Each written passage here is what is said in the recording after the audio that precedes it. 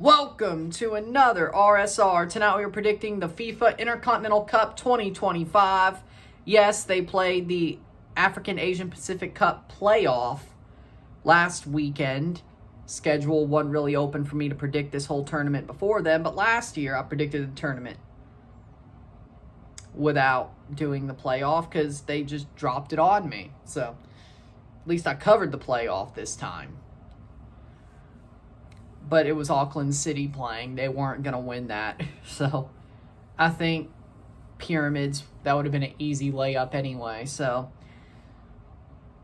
that is what it is. So we're predicting the whole tournament proper. Everything that's left, we are predicting, starting with the aforementioned African Asian Pacific Cup final. Al-Ahli Saudi Club, Al-Ahli SFC versus Pyramids FC. Pyramids going to Saudi Arabia to play Al-Ahli, the Saudi club. A lot of people are about to get confused, aren't they, with this one. But Al-Ahli playing at home against Pyramids, who just beat Auckland City. This will be a much tougher test for a team who, they played well against Auckland City. They did better than Boca Juniors did a couple of months ago, which is crazy, really, to be honest. But Al-Ahli, the Saudi club, they do have Firmino still. I think they do, at least. Correct me if I'm wrong, but they have a lot of good big-name players on that squad. And they should, at home, win this match. Is it going to be somewhat tough? Yeah. Do I think it's going to be an absolute walkover for either side? No. But I think Al-Ahli should show their quality just enough to win the game and make it to December's Challenger Cup. Of course, they'll have to wait till December to play their next match. And they will be hosted by the winner of the Derby of the Americas for that match, if you look at the bracket. So, Al-Ahli SFC moves on to the Central Tournament in December.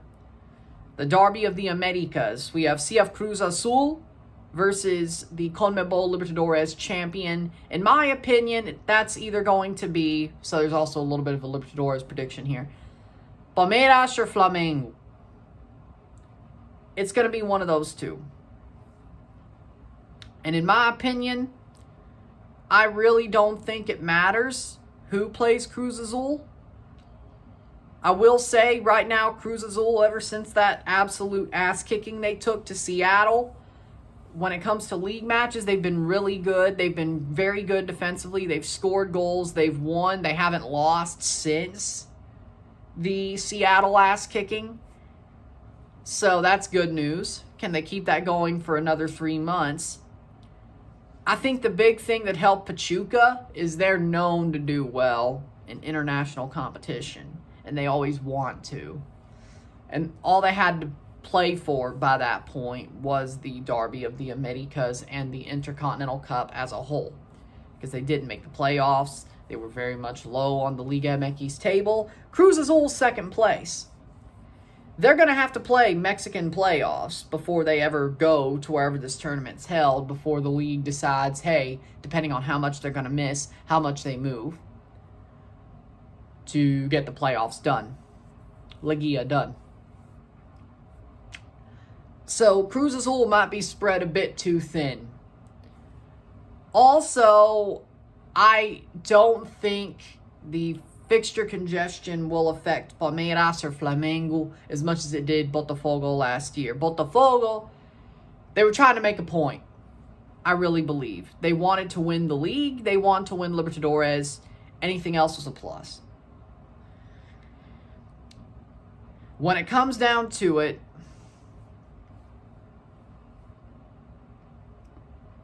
Palmeiras and Flamengo have the squad to, once they win Libertadores, if they're probably at a place where they know where they're going to finish in Brazil, or they know they're going to finish in Libertadores spots, or they've already won the league, or it's probably not going to happen for them, they could rotate and then have their best 11 play that game and not run them down into the ground, which Botafogo did that. And they also really had a less deep squad than a team like a Palmeiras or Flamengo.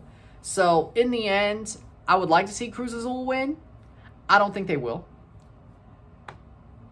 Yeah, winning your league matches are good. Making the playoffs is good, and the way they're winning is very good, and they're starting to wake up, but I don't exactly know if that will translate against a really good Brazilian side. Now, if River Plate somehow comes back and wins their second leg, because they can, they win their semifinal, which they probably would, with the side of the bracket they have, and they somehow win this tournament, could Cruz Azul beat River Plate? Yeah, for sure. I don't think they're as likely to make this as Palmeiras or Flamengo. So, but again, I might re-predict this tournament.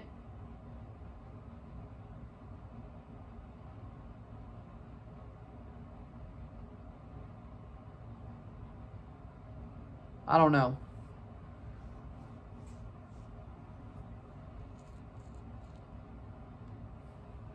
I don't know. We'll see. Once we get to the final 3 matches, maybe I re-predict this tournament. I don't remember what I did last year.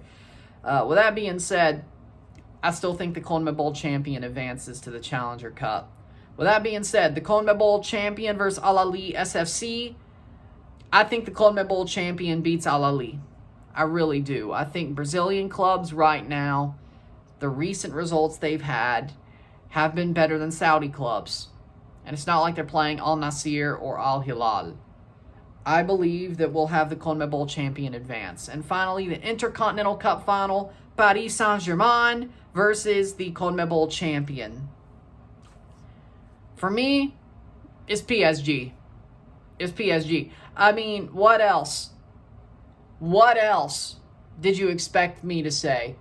I would love to see PSG lose like they did to Chelsea and lose both world championships in 1 year. It'd be hilarious, but they did struggle against Tottenham. Luis Enrique's losing his mind. He shaved his head.